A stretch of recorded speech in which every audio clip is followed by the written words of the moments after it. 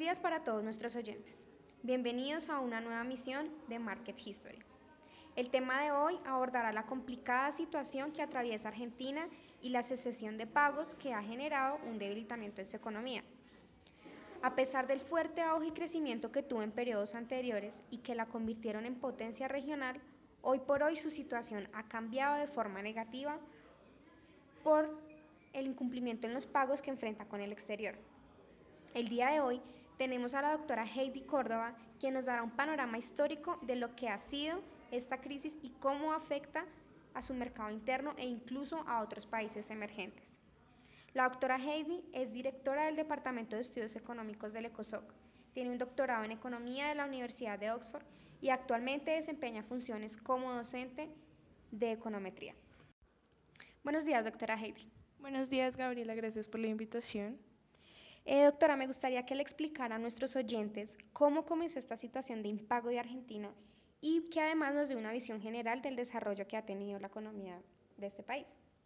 La historia económica argentina puede dividirse en 4 periodos. Antes de 1880, el periodo agroexportador, periodo de sustitución de importaciones y el periodo de la apertura económica. Doctora Heidi, me gustaría que ampliara un poco más los periodos que acaba de mencionar y que nos cuente más a profundidad qué ocurrió en estos años. Bueno, Gabriela, permíteme remontarme unos años atrás.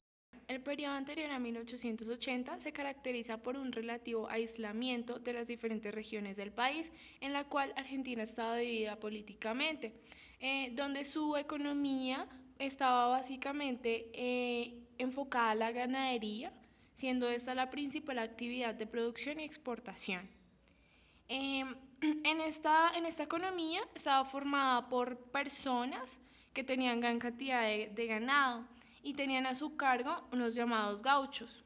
Continuamos ahora con el periodo agroexportador, que comprende los años de 1880 a 1930. A partir de 1880, el modelo económico pasa a ser de las grandes estancias productoras de bienes exportables como la carne y granos. El país tiene fuertes lazos comerciales con Inglaterra, que es el principal financista e inversor en este país, especialmente en los ferrocarriles, que se extienden a casi todas las provincias, convergiendo en Buenos Aires y Rosario, que actúan como puertos exportadores de productos agrarios. Durante la Primera Guerra Mundial se produce un periodo de crecimiento de la industria debido al faltante de productos importados. En el año 1929 se produce el crack de la bolsa de Wall Street y con ello se desencadena una crisis, ya que cae la demanda de productos exportables y se produce una gran caída económica del país con alta desocupación, lo que lleva al derrocamiento del gobierno democrático y plantea la necesidad de un nuevo modelo económico. Bueno, Heidi, a raíz de todos estos eventos que nos acabas de comentar, me gustaría que le contaras a nuestros oyentes cómo influyó todos estos acontecimientos en la implantación del modelo de sustitución de importaciones del cual nos contabas al inicio del programa. Debido a esta crisis, al país se le cierran las principales exportaciones y fuentes de divisas.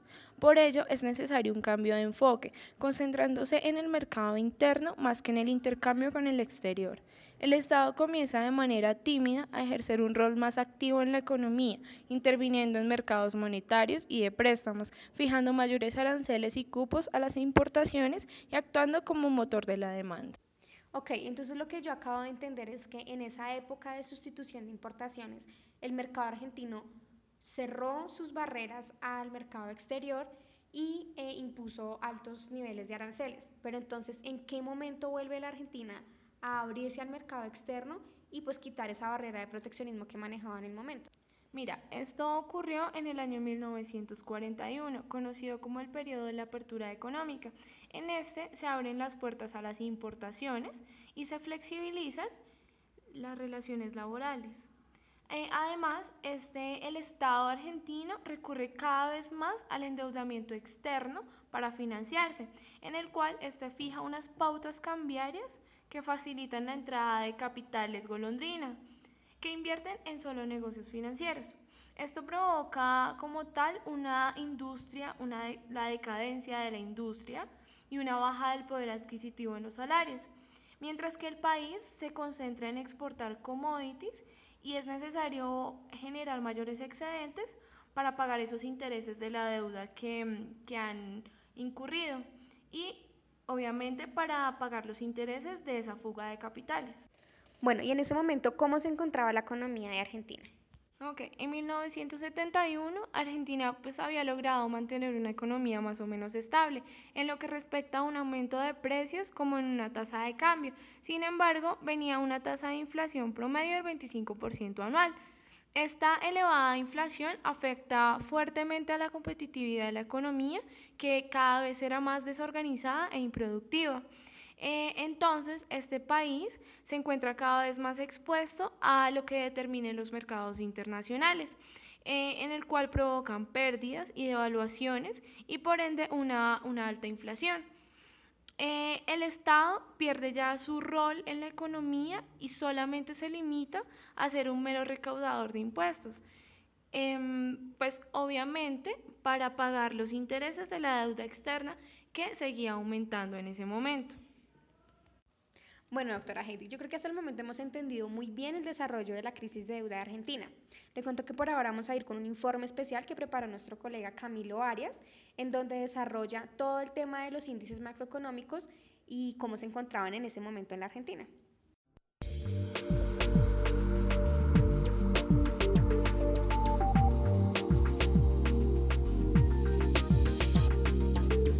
Continuamos con la doctora Heidi abordando el tema de la deuda de Argentina. Doctora Heidi, yo quisiera preguntarle en qué consistió la tan sonada recesión y crisis de los 80 de Argentina y qué impacto tuvo eso en la deuda de ese país. Debido a la recesión de los años 80, se produjo la imposibilidad de pago de la deuda y posteriormente se suspendieron dichos pagos. Por lo tanto, se acumularon atrasos de unos 6.000 millones de dólares, en el cual comienza una serie de crisis internacionales provocando esa fuga de capitales que te comenté hace un momento. La desocupación se generaliza, se incrementa e incluso bajan los salarios y las jubilaciones.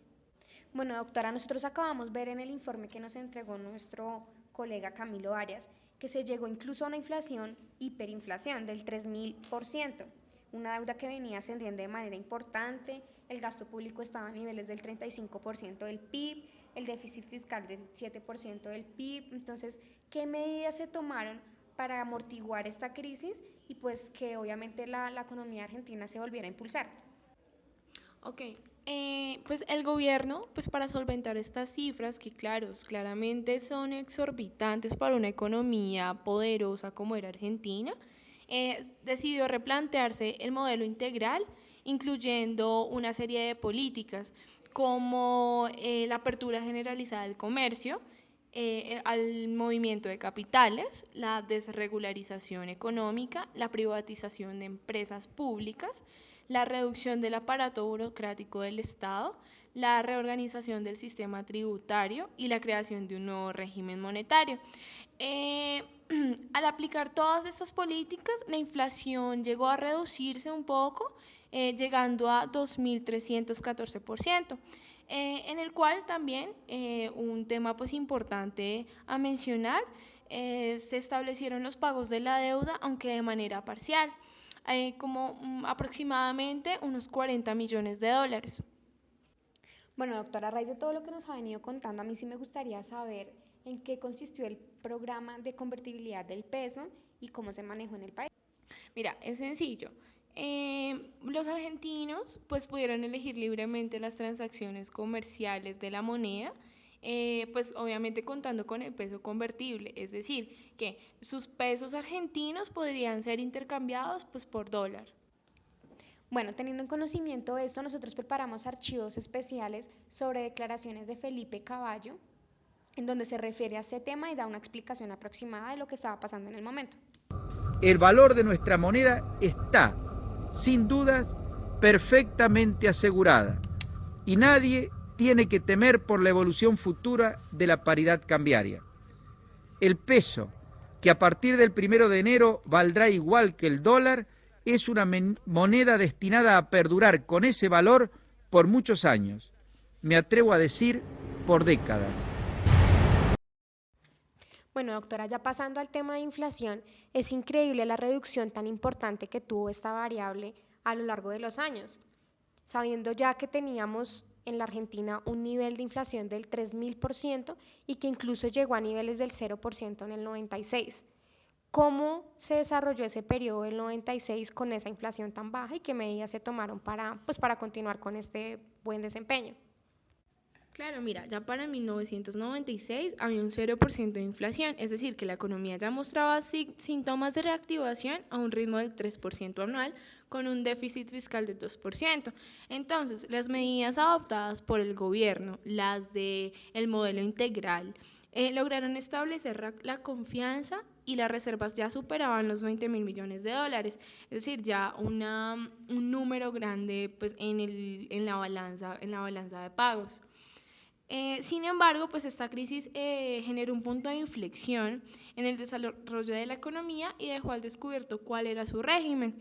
Entonces, la cuestión pues de la cuenta corriente era de vital importancia para sostener esta convertibilidad, ya que mientras hubiese un superávit o al menos un equilibrio en las cuentas, el sistema se autosustentaría. Bueno, doctora, para este momento ya se estaban presentando crisis en Rusia y en Asia. Me gustaría saber qué implicaciones tuvieron esas crisis en la economía argentina y cómo este país se vio afectado por la situación que allí se vivía.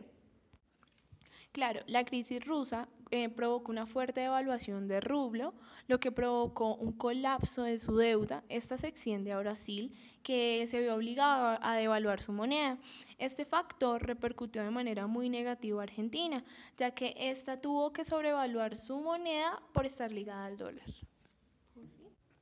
Bueno, en este momento ya me gustaría hacer un paréntesis sobre lo que fue a lo largo de todo este periodo el crecimiento de la deuda de Argentina.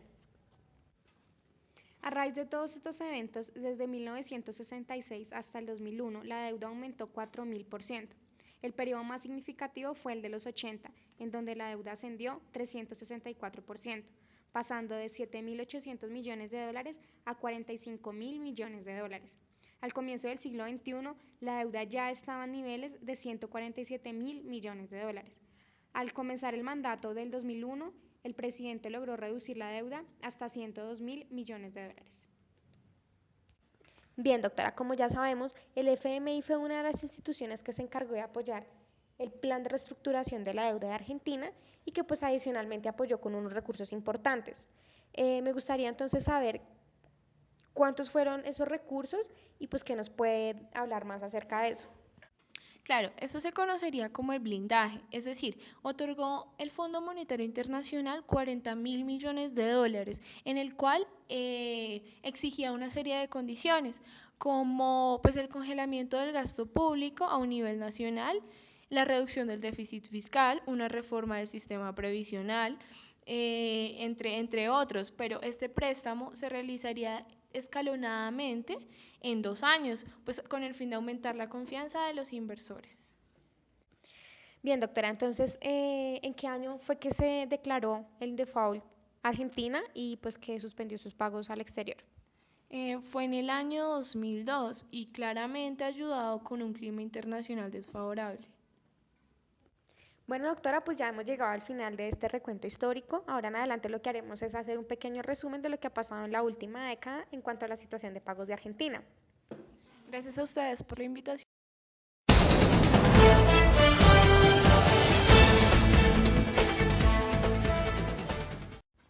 El 14 de enero de 2005 se lanzó oficialmente la operación de canje de la deuda en default.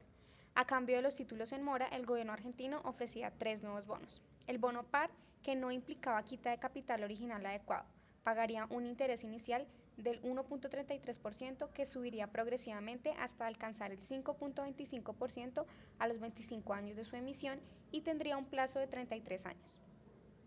El bono cuasi par, que incluía una reducción del 30.1% del capital, pagaría un interés del 3.31% más un coeficiente ligado al índice de precios al consumidor y tendría un plazo de 30 años. El bono descuento, que implicaría una quita del 66.3% y pagaría el mayor interés, 8.28%, y tendría un plazo de 28 años, con vencimiento en el año 2033. Los bonos ofrecían además una compensación adicional ligada al crecimiento del Producto Interno Bruto. El plazo para la recepción de las expresiones de interés finalizó el 25 de febrero de 2005. El nivel de aceptación alcanzado permitió renegociar aproximadamente el 76.15% del monto adecuado. Se reestructuraron deudas por un valor equivalente a 62.500 millones de dólares de valor nominal, canjeadas por nuevos títulos por un valor nominal equivalente a 35.300 millones de dólares. Además, como consecuencia de la reestructuración, el componente en pesos de la deuda pasó del 3 al 37%. Los principales acreedores de los títulos en mora eran argentinos, con 38,4% del total. Después se ubicaban los italianos con el 15.6%, los suizos con el 10.3% y los estadounidenses con el 9.1%. Por el monto y la cantidad de títulos involucrados, se consideraba que esta era la operación más importante de la historia financiera mundial. En el canje del 2005, el 93% de los acreedores accedieron a la reestructuración de pagos.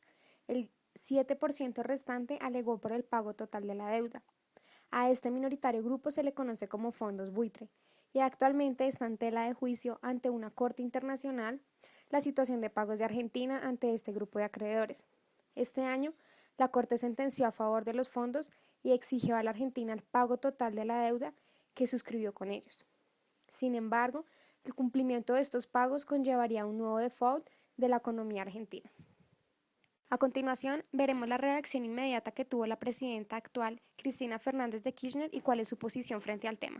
Argentina va a cumplir con sus obligaciones.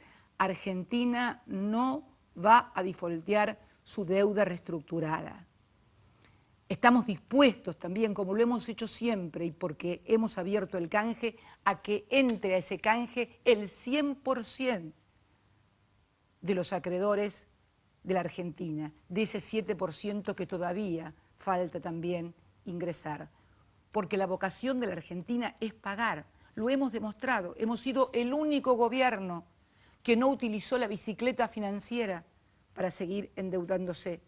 El único gobierno que pagó todas sus obligaciones sin acceder al mercado de capitales. Lo cierto es que Argentina ha evidenciado y tiene una voluntad de negociación. Tenemos vencimientos por 900 millones de dólares y vamos a pagarlo. Yo he instruido al Ministerio de Economía y a todos los organismos técnicos del Estado Nacional para que dispongan todos los instrumentos y todas las estrategias necesarias para que todos aquellos que han confiado en la Argentina reciban su dinero, reciban los dólares a los que nos hemos comprometido a pagarlos. Pero queremos hacerlo con seriedad y responsabilidad. El fallo no me sorprendió. Yo esperaba este fallo.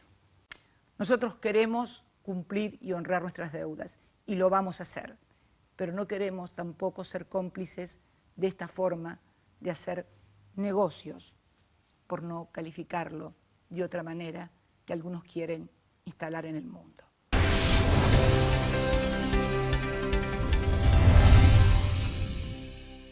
Esta reacción solamente deja ver que fracasó la pelea judicial de Argentina en Estados Unidos, también fracasó la negociación del gobierno con los holdouts o fondos buitres, también fracasó el diálogo de los bancos privados y pues no hay indicios de que Washington vaya a aceptar la demanda argentina en La Haya.